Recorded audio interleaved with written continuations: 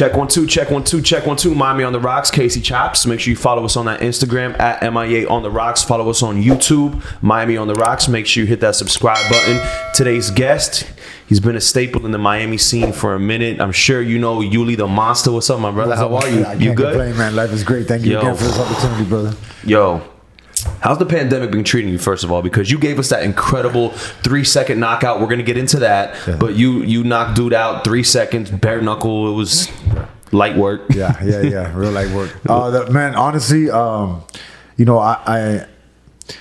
pandemic's been great for me, brother. Honestly, you know what I mean? I fought in February. Then the pandemic came in March. Mm-hmm. And I was able to build a whole gym in my backyard. I got bags. I got a ring. I'm blessed enough that my coach is my backdoor neighbor, so I never missed a beat. You know what I mean? So everybody sees that 3-second knockout. There's a lot of work put behind that. You know what I mean? Leading up to that, there's a lot of work put in behind that. How often do you train? I train twice a day, every day. Ooh, 2 days. Yeah, 2 a day. I try to take Sundays off, but I'll go for a little light jog and shit. Okay. Though I want to get into all that, but you know, your name has rang bells for a long time. You used to run with Pitt back in the days. You've known Pitt for a long time, right? Yeah. Can you talk about your relationship with Pitbull? Yeah, man. I know Pitt, man. We met when we were about 11 years old in middle school, and he became my brother since then, man. We lived together. I've done everything. I used to do amateur boxing 20 years ago. I was living with him. I seen his rise from the bottom to straight to the top where he's at now, and he's been a big inspiration, a big motivation for me throughout my life. And it's amazing where we're both at now. You know. Yeah, so you've been fighting. You've been doing the fighting thing. He's been doing the music. I've been doing the fighting thing since I was a kid. I got into amateurs when I was about 19, 20, 21 years old. But I had 2 kids at that time already, so it was hard. And amateurs, you don't get paid. You know what I mean? You got to pay your own way. You know, nobody really believes in you at the time because you're trying to make it. So it's hard to try to raise kids and raise a family. And and I'm a dude from the streets, bro. I ain't know nothing else for a long time. You know what I mean? So I stuck with it for a while, but then once I went broke, I had to figure something else out. You know. Where in Miami are you from? From South Miami. South Miami. Yes, sir. Okay, dope. And you and Pitt, you guys went to high school together? Or? We went to middle school, West Miami Middle School. Then we went to South Miami High School. And then I went to another school to play ball, but me and him never lost contact. Okay. Did you dabble in the music? No, I never did. I never dabbled in you. But you used to run with him, you used to be around him every time, wherever he was at a video shoot, whenever he was freestyling. Back in the days. Gaiocho battles, anything. Damn. I was always with him. So, was he battling back in the days? Yeah. So I went when we moved schools. I was in Southwest Miami High, and I used to call him over because people, that was big back then. So I used to come over. I got my brother, he be rapping too. So I used to call him over. He used to catch the bus, come through, and battle some cats. You know what I mean? Matter of fact, I remember I called him over and he battled this dude. His name was, you know him because I know you know him because he was a DJ in Space, and he was a dude that ended up killing his girl in the car. And I don't know if you remember that story. I don't know his name. Yeah, well, I went to school with that dude, and Pitt, I brought him over. He battled him, and then I remember this is years later. I see him come out on the news. He killed this girl. Damn, bro. Yeah. So you've been in the fight game for a minute. There's a heavy fight scene in Miami. You know, whether it's the backyard. You know, we have Kimbo. We have examples.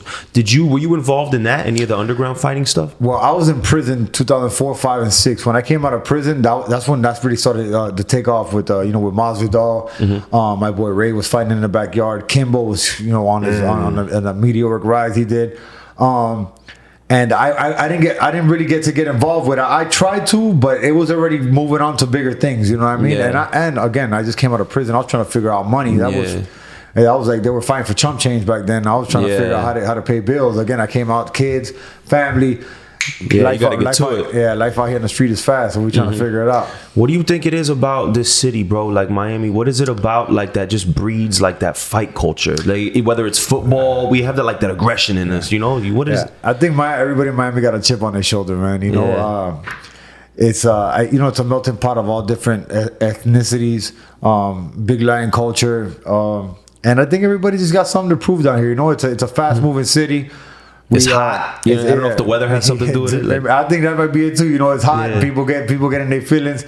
We got beautiful women. We got beautiful people, and I don't know. It is a tough place to grow up. But it gives you, it makes you rough around the edges, but it makes you, I think it's a certain person, you know how to carry yourself, Right. Shit. So you got into the fight scene. When did you start doing when did it take off to the next level for you? All right, so this is exactly how it happened. I did my amateurs 20 years ago, like I said. I'm 39 now. I always kept up with it. I always trained. I was always in and out of gyms, and then about 4 years ago, I was living in Colorado. I was part of that gold rush, the green rush. And I was living over there. I was doing my little thing. And honestly, it was the first time in my life. Like I said, I grew up a street kid, man. My friends were my family.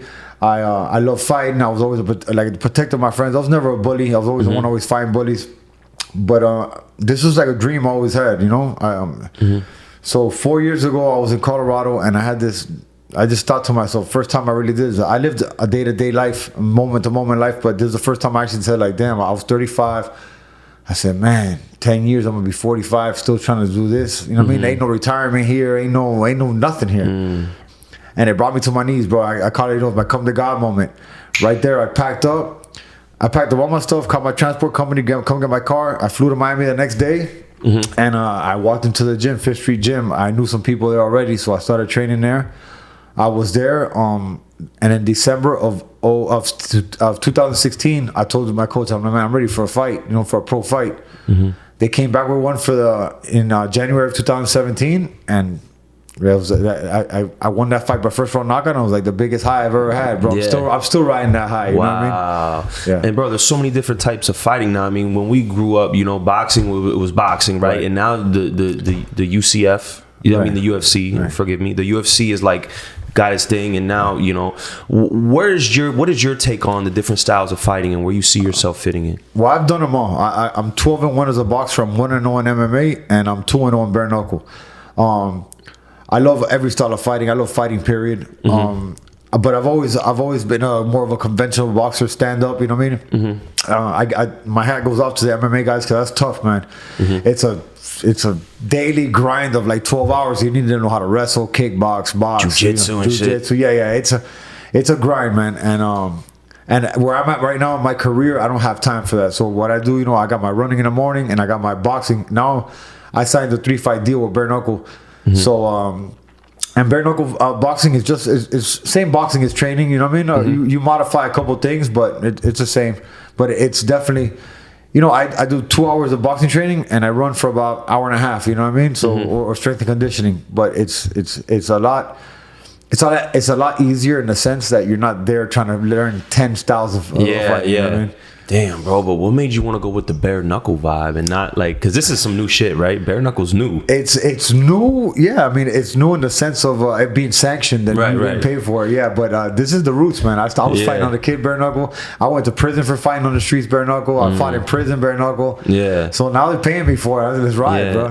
Damn, that's what's up. Do you see that style getting bigger? It definitely is. The Bare Knuckle Fighting Championship, BKFC, which is the company behind this, is the biggest promotion there is for bare knuckle. They're like the UFC of bare knuckle, and they're, according to business projections, they're on the rise faster than any combat sport, promotion there is. So wow, yeah, they're doing really well. They got a lot of ex-UFC guys. I'm fighting on the February 5th card, which is a Super Bowl weekend. Which the main event is Paige Van Zandt. She's a UFC chick, real beautiful girl, and badass fighter. She's gonna be the main event on that. It's projected to have the most pay-per-view sales. Wow! So yeah, it's big. It's huge. Damn, bro. So what do you do to go through a fight? How do you train yourself for that? Mentally, physically. You say you do the cardio, you do the technical stuff. Yeah. Well, that's physically, and I got mentally. My coach has been in the game 40 years. He's got 26 world champions. He's a Hall of Famer. He got inducted this year.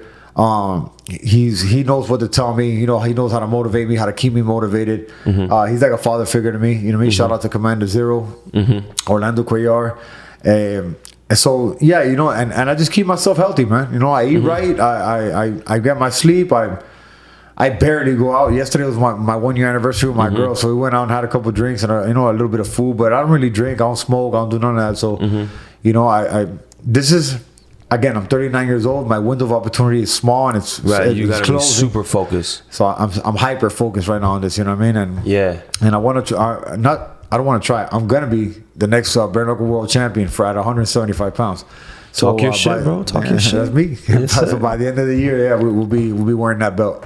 So what did you go through, you know, to prep yourself for that fight? Because, bro, I mean, I know you were talking your shit saying you was gonna knock him out in the first round. Yeah. Leading up to this one, you know, this dude had a undefeated boxing record. He was like 3-2 in MMA. I honestly, I don't talk shit to fighters. You know what I mean? I don't talk shit to fighters. I just, you know, I give my little predictions like everybody does, and I feel like I manifested this because. You know, everybody says, "Oh, I'm gonna knock him out in the first round." Yeah. But I really had dreams about this. It wake me up out of my sleep. What? I'd be watching Netflix with my chick, and I was just like going over this little move over and over. And I just saw it happening not just because I saw it happening, but I was studying him. I studied his fights. I saw what he did. So you would watch tape on him? Yeah, I was watching tape on him. So what are some of the things that you kind of picked up on? He did exactly what I thought he was gonna do. Exactly. So in the fight, boom, bell rings. I throw a left. He's a taller dude, so a lot of taller dudes they tend to put their chin up in the air and get back and try to like stiff arm you. Exactly what he did. I threw this. He tried to stiff arm me, put his arms on. I just came in with an overhand, bomb, and it landed perfect. You know what I mean? I couldn't have written a better story. Planned it better, bro. Exactly. Damn. What type of, you know, and you got crazy press. The whole city erupted when that happened, bro. Yeah. You have like a wave on you right now. No, it's a wave around the world, bro. It went around the world. From Russia to France to Spain. I hadn't talked to my real father in 4 years. He writes for this article that's all in Latin America and Europe. It landed in Spain. Somebody saw it, emailed him. He lives in LA. He called me. So now we got our conversation back going after like years. It's crazy, man. It's crazy. So what are some of the things, like what are some of the what type of people reached out to you? Like, I'm sure you got bombarded with I'm sure you have like an agent now, right? Well, yeah, my girl wrestles for WWE. So she put me down with her PR lady. I did, I've done a ton of Radio Row. I talked to Dan Lebitard on the Dan Lebitard show, which was dope. And it was supposed to be like a 5-minute little segment. He put me on as a whole show because we ended up talking for like 35 minutes. TMZ reached out. I did some things for TMZ. People magazine in Spanish. Bro, they put me in an article on Yahoo. Yahoo. It was Donald Trump. It was Obama. It was Tom Brady, and it was me. Yeah, dog. Listen, it was wild, bro. It was wild. It was unbelievable for a couple, like 2 weeks or 2 solid weeks. I was like, bro, I look at the video. I was like, this is incredible, bro. It's incredible, you know? You watched it back and you were like... Watched it back. I was watching it back last night because I went to that restaurant I told you about. My boy's the owner. He was there at the fight. I hadn't seen his angle because there's a million different angles for people being there that night. And there's also a million funny stories how people, you know, they were sitting down, and you know how you kind of look back to sit down, make sure you sit on your seat, and by the time they look forward, the fight was over. You know what I mean? Yeah, they were just getting like ready, getting situated. Right. Damn. Yeah, exactly. Yeah. And I was looking at the tape last night. It's crazy, man. Who were some of the fighters that you looked up to? Like whether you like their style or that you kind of try to model after? I was always a huge Evander Holyfield fan. I love Evander Holyfield. Mike Tyson for sure. He was a nothing to something story. You know what I mean? Yeah. I'm huge on that. I love Canelo right now. Money Mayweather's the man. You know, Mayweather's the man. You know, and I like my boy Yoel Romero. You know what I mean? Shout out to everybody doing it right now, man. Because this is not an easy job, brother. You know what I mean? It's not easy to wake up in the morning and have the want to get punched in the face. Or, and not only that, to put yourself through these rigorous workouts that you need to do to be ready to get in that ring. And that is the least part about it. The hardest part is the mental aspect of it. You got to keep yourself ready. You got to keep yourself focused. You can't be around the bullshit, you know what I mean? And the people, can't be around the people that ain't good for you. And it's a learning process, dog. And even me now at 39, I'm still learning things, you know what I mean? Yeah. Damn, bro. And you grew up here. You grew up in Miami. Yeah, born and raised. And you lived a street life, like getting out of that, man, and just really disciplining yourself. I'm sure you learned a lot of different lessons and shit. What do you tell someone that is maybe in the situation that you were in, 15 years ago? Man, you know what? I've gotten the opportunity through fighting to go speak to juvenile detention centers where I was at as a kid.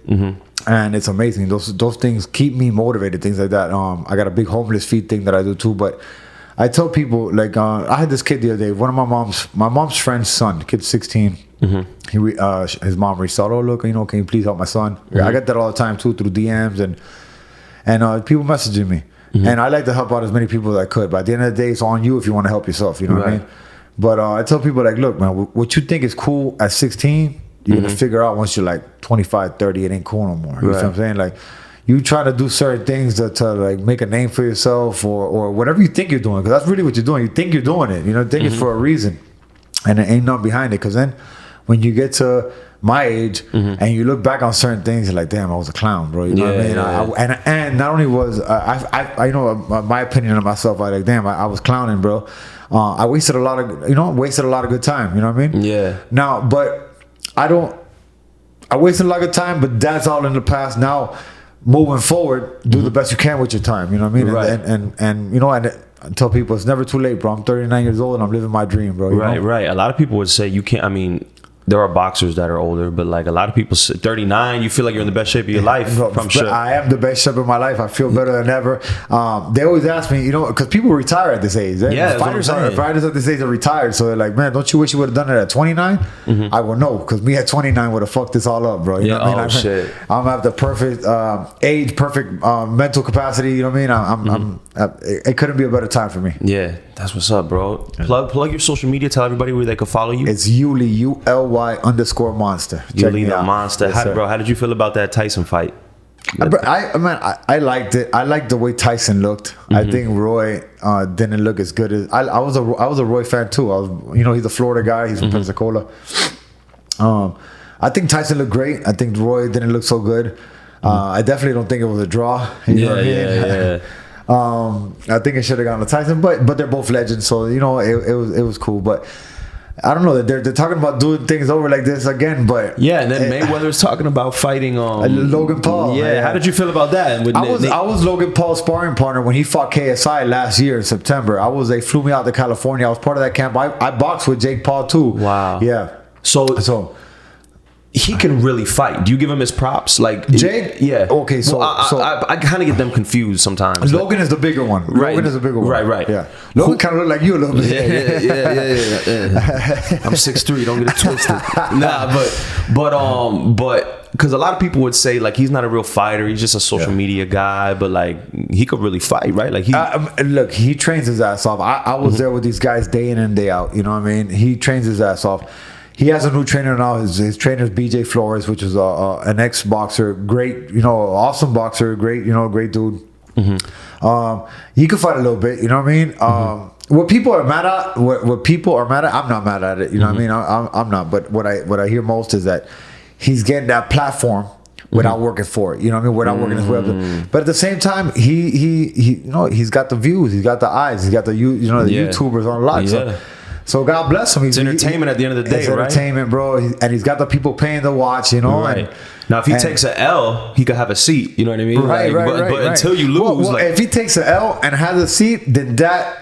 I think, if it comes to where he has to take an L and he comes back, it's going to make him like, now people are going to respect him more, you know what I mean? Okay. I'm not saying for him to take an L. I mean, go ahead and keep winning fights, you know what I mean? But if it happens to come and an L comes, I think that's what defines you as a fighter, like coming up off that L and keep, and keep fighting. But yeah, he knows how to talk that trash and he knows how to get people amped and I think he's trying the wrong people though, you know what I mean? I think McGregor gonna put it on his ass. I don't think he wants that. I think that's just for like eyes and ears, Yeah. I called him out after his last fight. I had a little I think on Instagram that pretty much went viral too for me calling him out. But I know my name is not as big as it needs to be yet for him to. But you kind of got to do that type of shit though, right? It's entertainment, of course, you know what I mean? Of course. And I'm trying to do the same thing. I need some eyes. I need some money too. Let's get it, Jake. Hell yeah. So okay, you grew up in Miami. Tell me this. Give me your top. We'll do 3. Your top 3 songs that get you hype. Like if you had a playlist right before your biggest fight, tell me like the top 3 songs that you're gonna listen to. I got Born and Raised in the County of Dade. Okay. I walked out to the last fight. I walked out to Anybody Want a Motherfucking Die? Okay, Trick. Yeah, I knew a Trick song was gonna be there. Let's do the top 5. Okay, you got those 2. Yeah, and I think I gotta go. What else, man? I know. What I was listening to it yesterday. I got that that Cuban Ride Out by Pitt. It's classic. It's a little classic. It's a little hit on a Lil Jon album. If you know, you know. Some people don't, because it was back in the day. Yeah. But those are my one. And I always walk out to some Miami music. If it's not Pitt, like Born and Raised, I always walk out to his verse. It'll be some Trick, you know what I mean? Always. Yeah. So you've known Pitt your whole life. Yeah. You know, you've seen him go from battling on the streets to like the pop star thing. Were you around when he transitioned? Like, were you there when he went from the from the baggy clothes to the tight fit? Yeah. I was there. I've been there every step of the way, man. Every step of the way. Even when I was in prison, I got letters framed in my house of letters he wrote me when I was in prison. Wow. I came out in May 2006. He came and saw me that day, took me on a shopping spree, got me some fresh clothes out the joint, and put me on the payroll in June. I went around the world. I tell people I went from prison to private jets, man. I came out of prison a month later. I was in Seoul, South Korea. I was in Okinawa, Japan. I was in Milan, Italy. I was in Antwerp, Belgium. All over the United States. I did security for him. I was doing something that I've been doing since I was a kid. I always had his back. You know what I mean? Yeah. That's why I'd go to these video shoots and all this shit, because these battle rap people are talking shit, and sometimes some people will get mad. So he would never get his respect, right? Because he's like the light skinned Chico, right? You know what I mean? Right. And everybody, exactly. And it was hard. He had to really take that respect from the music game, because at first he was doing rap, and he was a white, blue eyed, Cuban, and but he got that, man. He got that, and it's incredible. How do you feel about the transition? Like we said, like how him going from baggy clothes to doing pop music, like. But listen, God bless him. More power to him. He did he found his lane, right? He found his lane. He did the right thing. And I think like anything in life, bro, once people start hating, you're doing things right. You know what I mean? That's a fact. That's a big fact. When people start hating, you're doing things right. And and who are we to say, brother? Like, if I ain't cutting the check, do what you got to do, bro. Yeah, you know what I mean? yeah. Shit. So what's next for you, Yuli? You said you're fighting in February 5th, Super Bowl card, Tampa, Florida. Where the Super Bowl's at is gonna be live. What? Yeah, off the chain. I'm waiting on my opponent.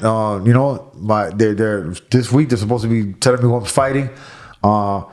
I got a couple people out there want to get their ass whooped, but they got to stand in line. You know what I mean? Wait your turn. Yeah, they got to wait their turn and get their fights up. Because I'm fighting on a big card, so everybody wants to fight on that card. Even if they get their ass whooped on TV, they just want to be on TV. You feel me?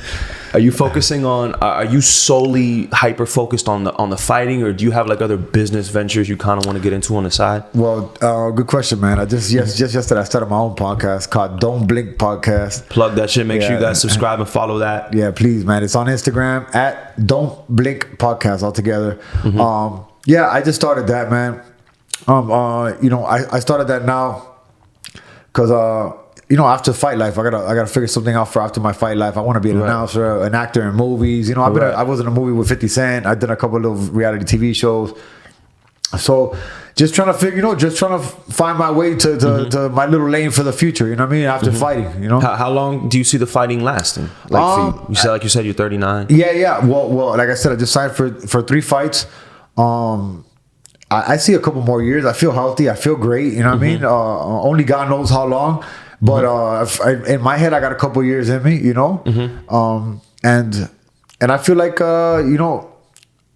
since I started late and I got all this life experience, you know what I mean? I could do something else with it too, you know what I mean? I don't know what, but I'm trying to figure it out. So that's why I started a podcast too. And that's what's up. And you've always given back, man. You've always, like you said, you've done that. Feed the homeless, right? Right. And we got fighting versus hunger. I got Monster Brand Global too as the apparel line. Go check out Monster Brand Global. That's what I was gonna ask you too. Is there a website they could buy that from? Well, it's on my Instagram, Yuli_Monster. You go link on my bio. If not, then we have our own Instagram. It's Monster Brand Global. You can check it out. Dope. Yeah. Is there anything, something you're working on about your fighting? What is like a focus, you're training right now for the next fight? Is there something you want to get better at specifically that you need to work on? Do you feel like? You know what? We get better every day. Every day we get, I could work on something. My thing is just, just being able to breathe, keep my air up, not getting tired. You know what I mean? Got you. There's a saying in fighting that if you can't breathe, you can't fight. You know what I mean? Once you're tired, it don't matter. A little girl beat you up. You know what I mean? So just keep my cardio up.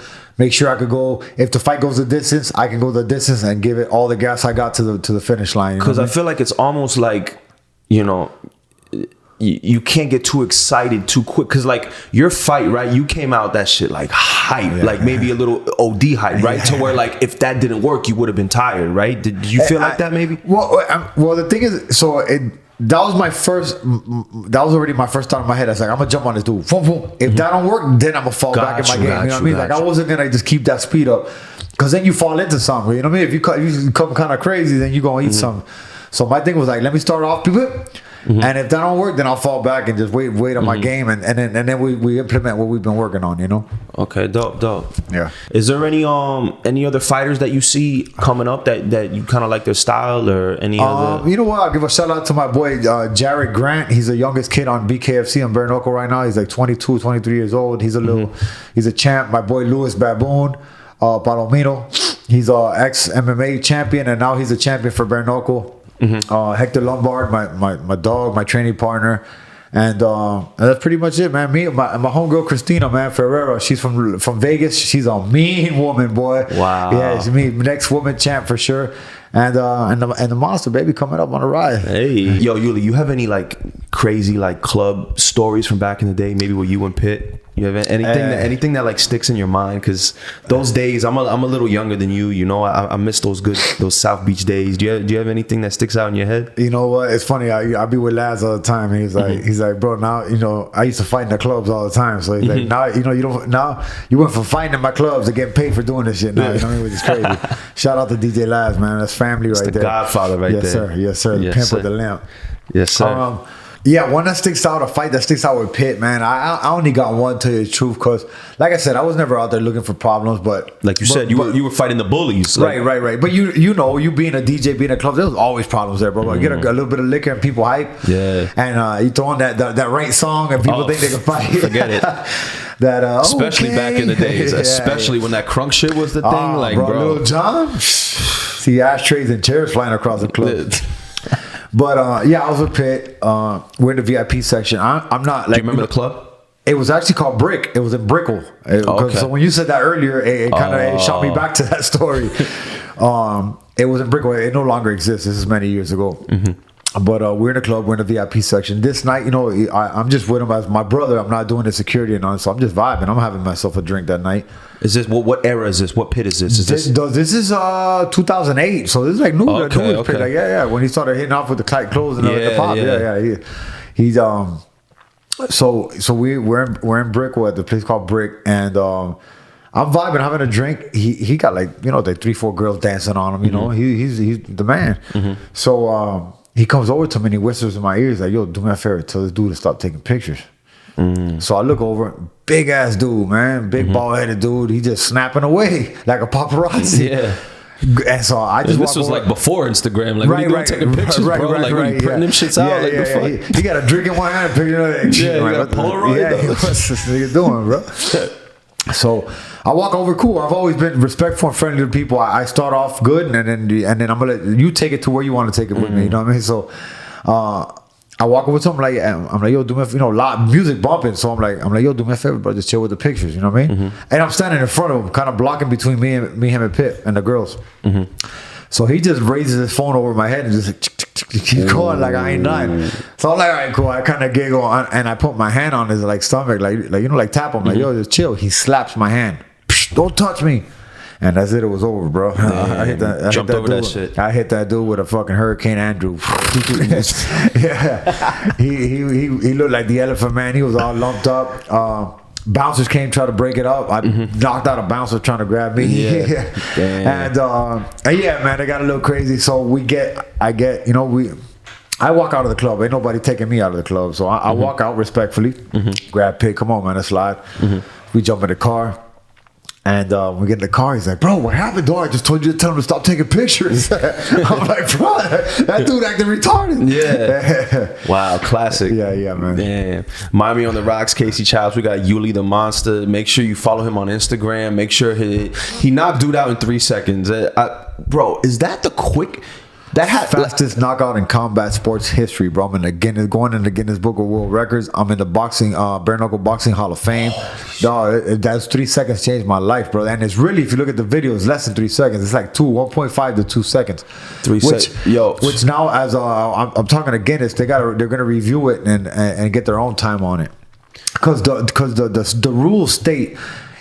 It's from when the bell rings to the referee stoppage. But this is what happens. The referee tells us to knuckle up. That means fight and bare knuckle. Knuckle up. When the bell's ringing is when I knock him out. Bing. So there was a big meme going around that he's knocked out while the bell's still ringing. 3 seconds. Yeah. Yep. Fastest knockout in combat sports history, boy. It's amazing. So out of all sports. Boxing, MMA. And what's dope is the fastest one before that was an MMA, which is Masvidal, which is a Miami dude too. So 2 Miami dudes got the fastest knockouts, but I got him whooped by like 2 seconds. At least. It was like 5 seconds. Yeah, he did that flying knee. Yeah. I've had some 3 seconds change my life, but that's some different shit. Yeah, I'm the 3 second man in fights, man. Yo, you gotta confirm this for me, man. Do they say in fighting, like before your fight, you can't fuck before your fight? Yeah, I don't fuck before my fight, man. Cause how often do you how many is it, like days, months, weeks? Like, I do 3 weeks. I do about 3 weeks, cause bro, some people, they'll tell you it's a myth. Some people, for me, I've tried it where like I busted a nut and then I go try to spar and my legs are weak. I feel like I'm just not there. I'm not there fully. I'm not moving as fast as I could. And this is my mentality on it, right? Again, my opinion. What happens when you bust a nut? You want to cuddle up, bro. You want to chill. You want to order some Uber Eats, nigga. You just want to chill. Yo, I did No Nut November, bro. I'm not going to lie, because I was like, bro, I need to get like my edge back, my aggression. You know what I mean? Well, that's what happens to me. I ain't going to lie. I get aggressive. I'm edgy, bro. I feel like a bull, bro. And that's what happens with bulls. They hold all that back. So I go without sex for 3 weeks. 3 weeks. Okay. And it puts me on edge. It puts me fucking razor sharp, bro. You know what I mean? And then I celebrate with I was gonna say, yo, it's a wild shit right after. Stick my girl to the roof. Yes.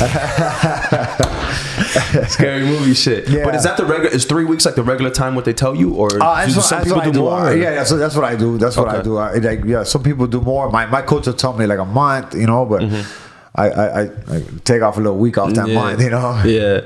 Damn, Yuli, I appreciate you coming through, my brother. Like, yo, I like the Miami, world we got. I feel like as a city, man, I want us to get more recognition. I feel like we're slept on, bro. Absolutely. You know what I mean? But you know what? I think we were slept on. I think Miami's definitely on the rise, man, when it comes to everything from music to fighting to clothes to just the city itself. I want to thank you so much for the opportunity, my brother. Thank you, bro. Truly appreciate it. You could have been, and I'm not going to front, like you could have been ego. You could have been, and you came in here humble, bro. Thank you for the opportunity. So that's the difference between you and everybody else, man. And thank you, man. And brother, listen, I've been like this and I'm going to stay like this because, I like to be, we're all the same, brother. You know what I mean? We're all the same. We all got the same opportunities. You know what I mean? It's what you do with your opportunity, but I'm not going to change me as a man or a person because that's what opens these doors for me. It keeps opening these doors as me being, a good person to other people. And you've been you were at the bottom and you had to work your way up. Absolutely. Out the mud, bro. Straight up. Out the mud, straight up, dog. You know what I mean? And every aspect of the way, like out the mud from the streets as a kid to prison to all that. You know what I mean? And that's not for pity trips, not for a pat on the back, for a cookie, no thank yous. I just did it and anybody else could do it too. You know what I mean? That's a fact. And big shout out real quick before I forget to our boy Wes, which has put us in that group text to make this happen. Bro, hold Black on. Sheep perspective, Hell my dog. Let's shout him out. Wes, the Black Sheep perspective. Yes, sir. Make sure y'all go follow his podcast as well. It's super solid dude. I'm gonna me and him are gonna do something soon. So thank you, Wes, for plugging me and Yuli together. And Yuli, one more time, please plug your Instagram. Yeah, my Instagram is Yuli_Monster. I got Don't Blink Podcast and I have Monster Brand Global. Follow any of those. They all link up together. I appreciate everybody out there watching, man. I appreciate you, bro. Thank you for the city. My brother. I rock with Miami on the rocks. Let's do it. Check in. Bam.